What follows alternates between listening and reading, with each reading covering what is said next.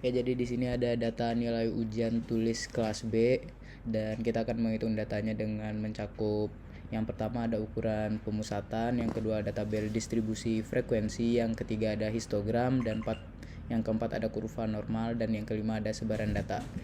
Pertama yang harus kita pastikan yaitu dalam ini ada hal terpenting. Yang pertama kita harus memastikan bahwa analisis datanya ini sudah terinstall di dalam Excel karena ini sepertinya tidak langsung terdownload otomatis dan tidak semua fitur ada langsung di dalam Excelnya. Jadi kita harus memastikan bahwa Excel yang kita gunakan itu sudah terinstall analisis data. Jadi hal yang pertama yang harus kita lakukan dalam menghitung datanya, yang pertama adalah kita menghitung reratanya dengan rumus sama dengan average selalu blok data, maka akan muncul data tersebut. Lalu untuk median kita akan menggunakan rumus sama dengan median, kita blok lagi datanya, lalu akan muncul lagi.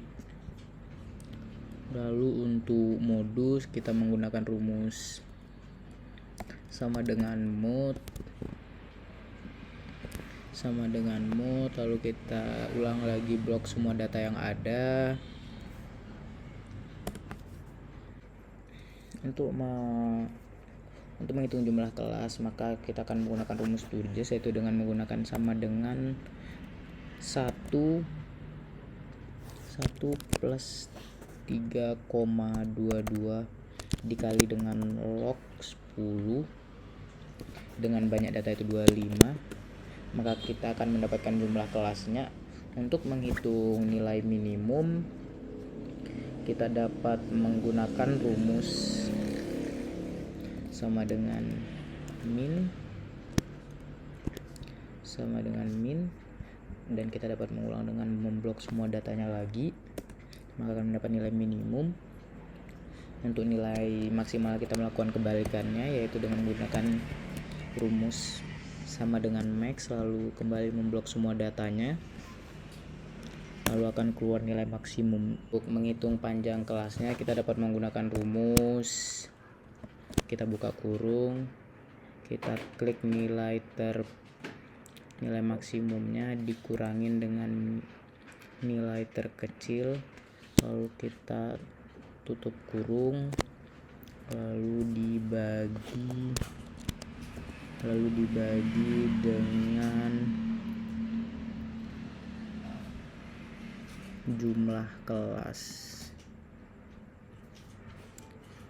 maka kita akan mendapatkan panjang kelasnya. Untuk standar deviasinya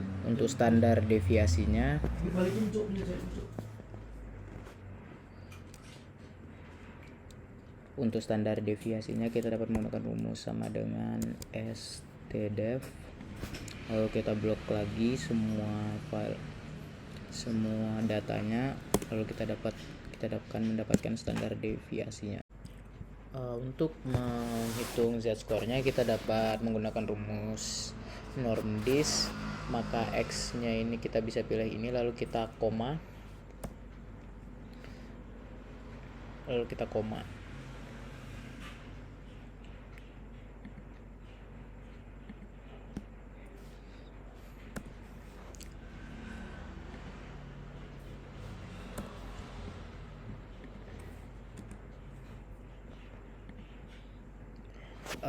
Jika sudah seperti ini, karena kalau kita langsung mengedrag dia ke bawah maka akan muncul tanda seperti itu, maka hal yang bisa kita lakukan adalah dalam data ini kita bisa tambahkan lambang dolar di sini.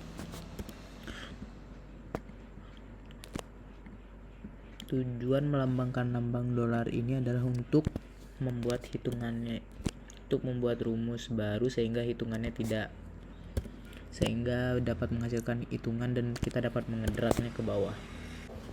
Nah, tadi kita sudah mengganti rumusnya menjadi seperti dolar-dolar yang di sini, maka kita dapat mengedrak ini ke bawah tanpa adanya halangan dan akan muncul Z score-nya dan kita dapat menghemat waktu.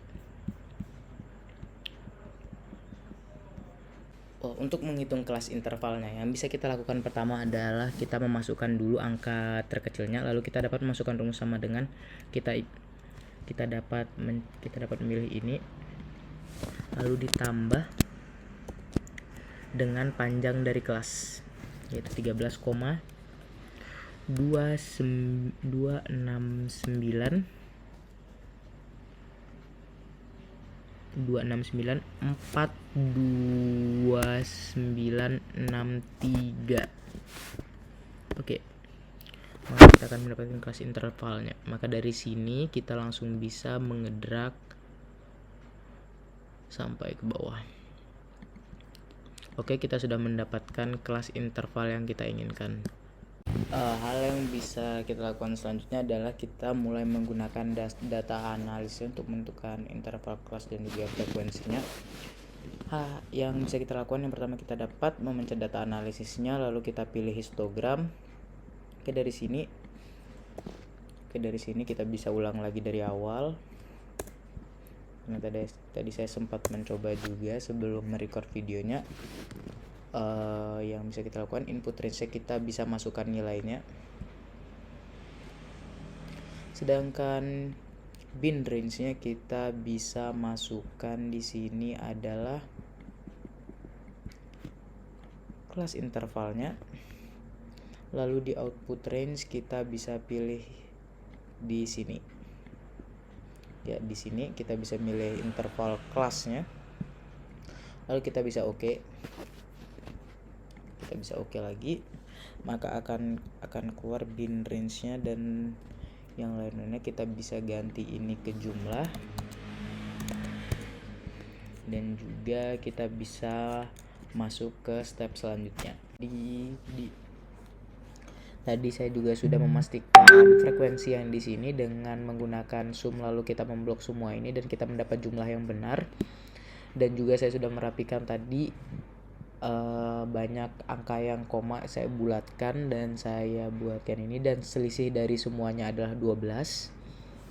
Maka di sini binnya kita bisa ganti ke interval kelas karena ini dalam bentuk interval kelas juga. Frekuensinya itu akan tetap menjadi frekuensi.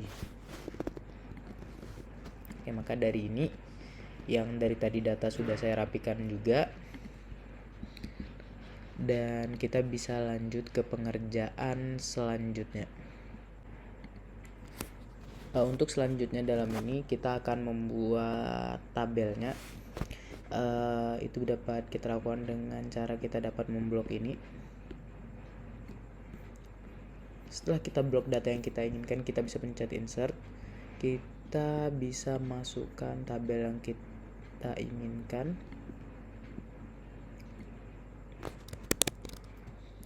Jika sudah muncul tabel yang kita inginkan, kita bisa taruh sampai sampingnya dan kita perbesar agar lebih jelas lagi. Dan kita dapat setelah itu kita dapat double klik tabelnya. Kita dapat mengatur tabelnya agar dapat terlihat lebih besar dan juga lebih jelas dan lebih cantik lagi. Kita dapat mengatur seisi dari tabelnya sebagaimana yang kita inginkan.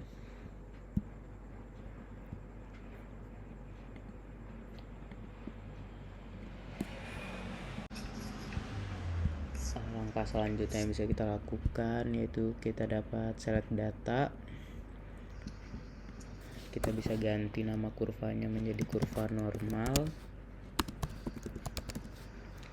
Setelah itu Y value-nya kita bisa ganti. Y value-nya kita bisa masukkan Z score-nya. Lalu yang horizontal value-nya kita juga dapat ubah menjadi tabel nilai. Setelah itu kita bisa mendapatkan tabel kurva yang kita inginkan.